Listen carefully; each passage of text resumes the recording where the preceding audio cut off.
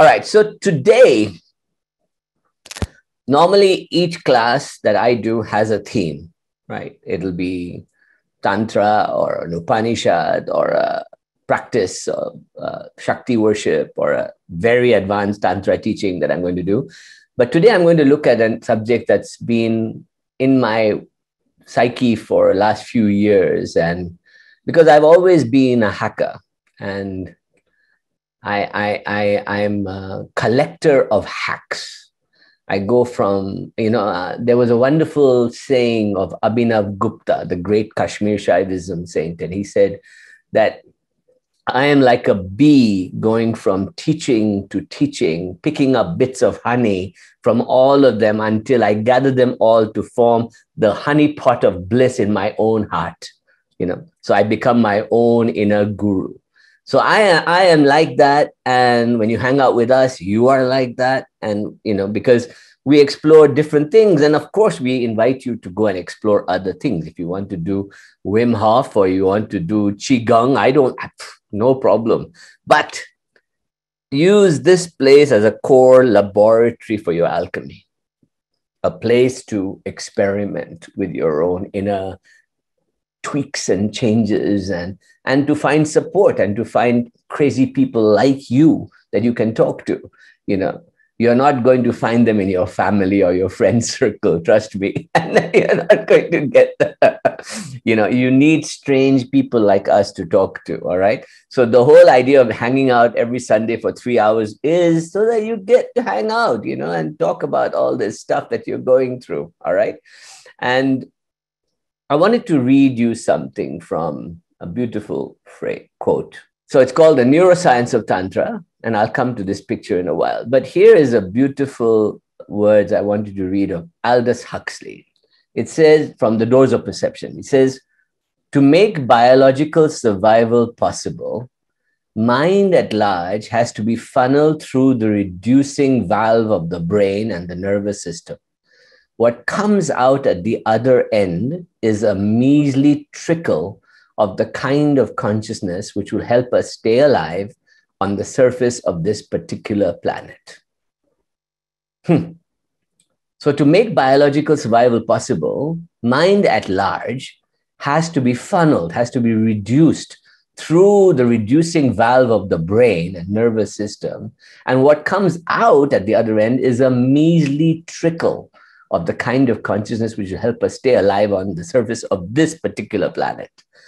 So this is a concept called mind at large, right? It's fascinating, isn't it? So who wants to have a go? One of my existing students, please, of what this means. What do you think this means? Judith, what do you think? Anybody have a go? Whoever wants to have a go at this idea. What do you think they're talking about? I was just going to say, it made me think about the concept that very often we only use about 10% of our brain, that there is so much more potential in our mind that we're not accessing. Yes. That's absolutely correct. But he was saying it in a very unusual way. What he was saying was that if we even begun to experience full universal mind, we would explode and not know how to handle it, and we wouldn't know how to survive, basically, right? And so the idea that full brain activation that people experience on LSD or ayahuasca or other things, particularly MEO and ayahuasca, DMT, which is that this dissolution of this into the vast consciousness, and the vast consciousness starts dumping into you, and you become perceiving all these other realities that aren't normally available to us. What Huxley is saying is that the doors of perception, once open, cannot be shut again. They just cannot. You cannot go back from going down the rabbit's hole. You just can't, right? So all of you who have tasted Kundalini awakening with me and all these senses, you can't go back to who you were before now. Yes? Because your brain has gone from 8% to 8.5, 9% suddenly. and and the whole concept of consciousness is a very bizarre concept. I'll just continue with this a little bit. So what a wonderful thing he's saying is that there's a large universal mind out there. And what we're talking about is that what would happen if our whole brain lit up like this picture. So on the left side is a typical brain in normal thought function at any time of the day. About 7 to 8% of the brain is active, right? And on the right side is a picture of somebody on a strong dose of LSD. And this is a full brain activation going on, right? Or a DMT would do the same thing, or Kundalini meditation does the same thing. And suddenly we start becoming unlimited superconscious beings, and we don't know what we're dealing with.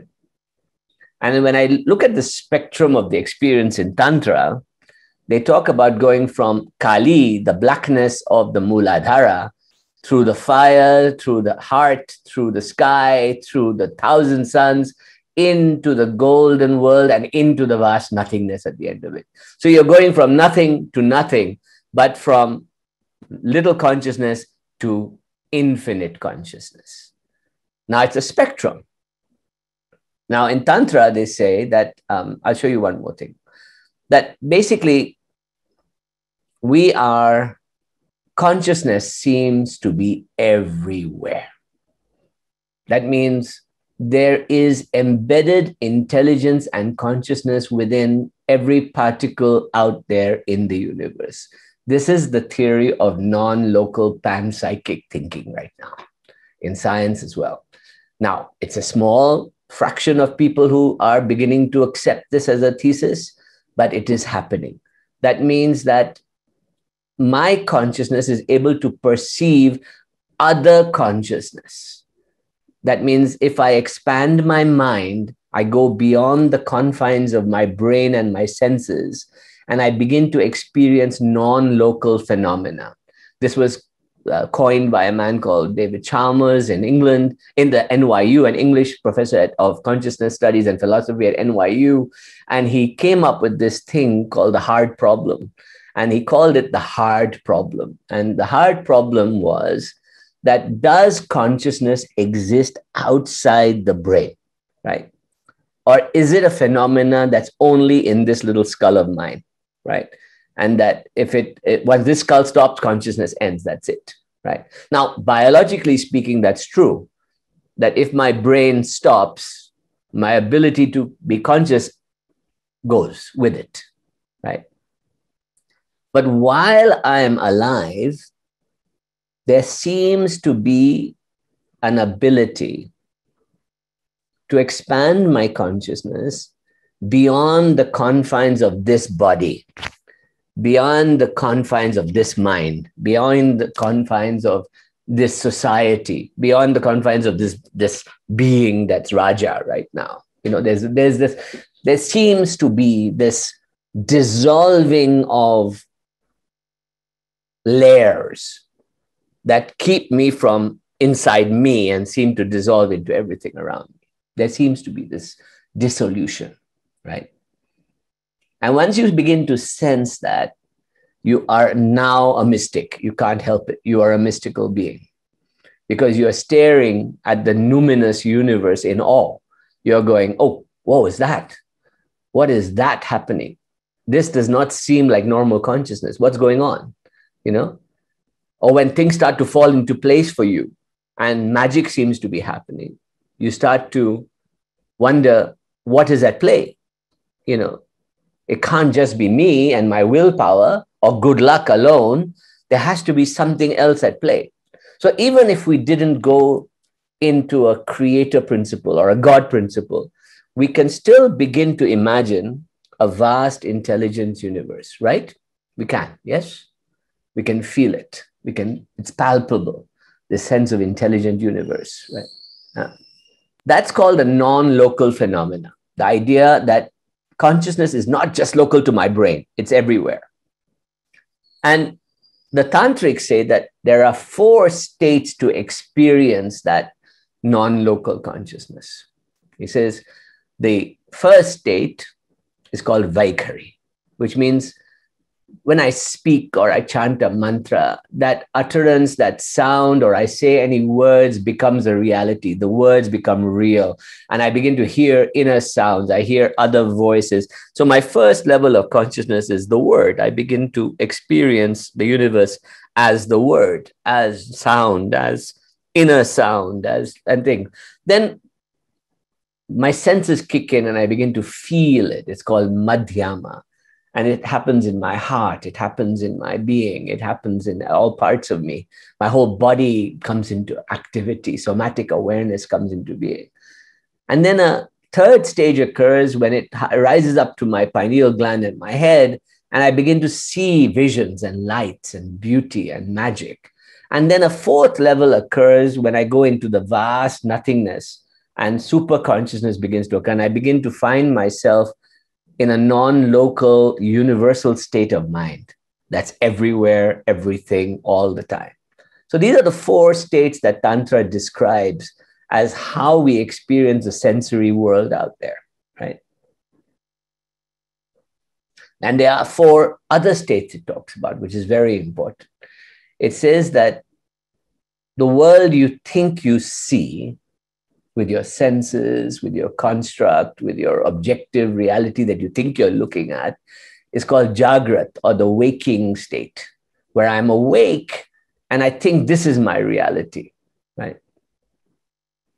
The second state is that I'm never really in that state of consciousness. I'm always either thinking about the future or the past, or I'm daydreaming, or I'm fantasizing, or I'm lost in some pain and torture from before, or I'm always thinking about something else. So this idea of rapid eye movement sleep, or just daydreaming, or being lost in fantasy consciousness about something, or even just imagining a god or goddess, is a kind of state called sapna, dream state. The third state they talk about is Sushupti, which means deep, deep sleep, starting with light sleep and then deep sleep. No REM, no eye movement, no dreams, just deep sleep, which is also the state when meditation, when you absolutely go into what Dermot was talking about, Turya meditation. And deep sleep is where you don't have to do anything. The universe runs your body.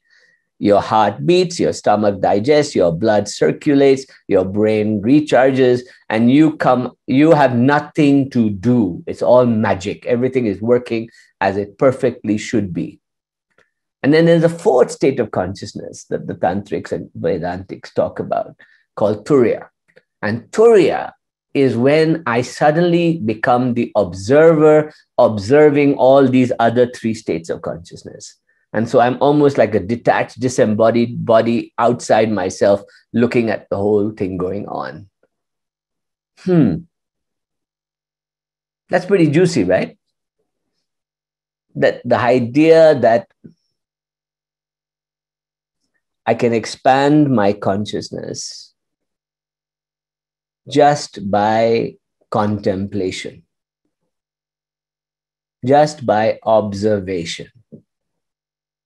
Right? So the key teaching here that we find in neuroscience today is that what I think of as real, subjective reality, right, is going to change. Nothing stays the same. Everybody agree with me? This body you have is not going to be this body tomorrow. There'll be millions of cells that have disappeared. There'll be millions of neurons have died. Other ones have been reborn. New ones are being created all the time. And we are not the same person we were yesterday even. Are you the same person you were when you were 20 years old? Do you remember your 20-year-old self?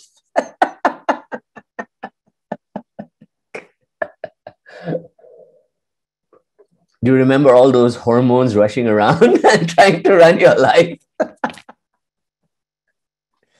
Can you imagine what it was like to be 10 years old? When they look at it in neuroscience and biology today, there is not, if you're over 40 years old, there is nothing in your body that was there at the beginning. Not one thing. I mean, there's nothing left of little baby you today if you're over 40. Forget it. It's gone. Like, all gone. Even the bones have changed. So who is this me, right? Who is this me? That's what consciousness is saying today, is that and the biggest problem that all spiritual practices and mystical practices tried to solve was that, is there anything permanent? You know, there must be something permanent, please.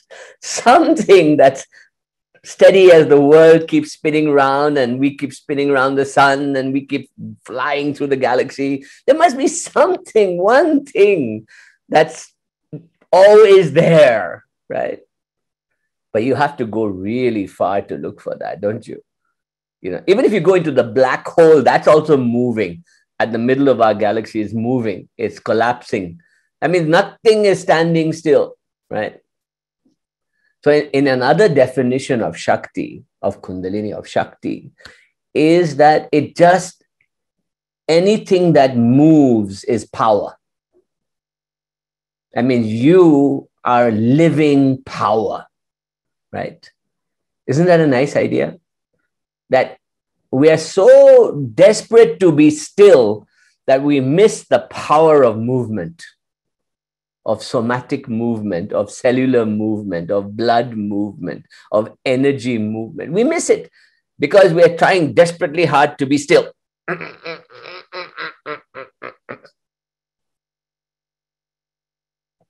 Because we confuse shutting the brain up with being power.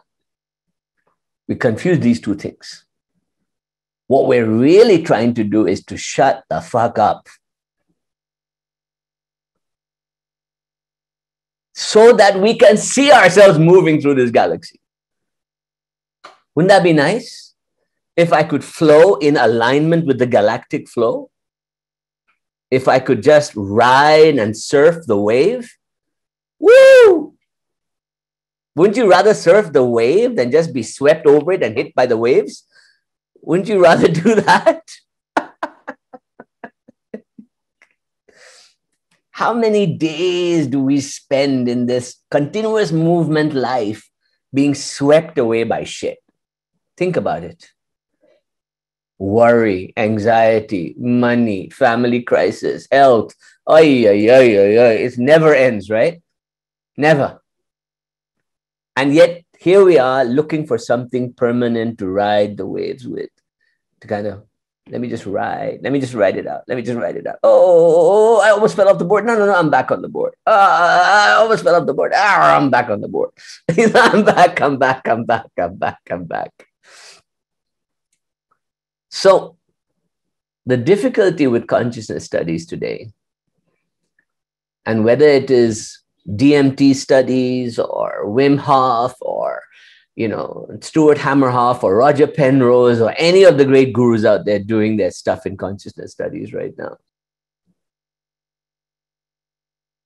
is that unlike us tantrics, they're not reconciling the body of movement and power with the mind of transcendental nothingness. They're not trying to balance the two, There's a magic to a tantric. A tantric says that every cell in my body is riding that wave. Have you thought about every cell in your body riding the wave? Just because you think you're having a bad day, every cell in your body is trying to ride the wave. And your stupid brain and your stupid mind are telling the body, no, fuck it. We got worries to worry about, man. We're going to have indigestion now, okay? We're going to get constipated now. We're going to get fucked up. You know, this is it, man. We're going to get screwed up right now, you know? And so the body goes, oh God, here they go again, you know? So let's give him her cancer. Let's give him her indigestion. Let's give him the stupid shit that they want, you know? So why aren't we riding with that wave of the consciousness of the universe? This is the question that the tantric is asking, right? Good question, right?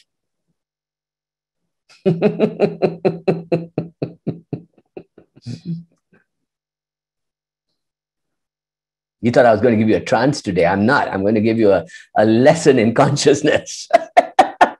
Okay, I'll give you a trance at the end of it, I promise.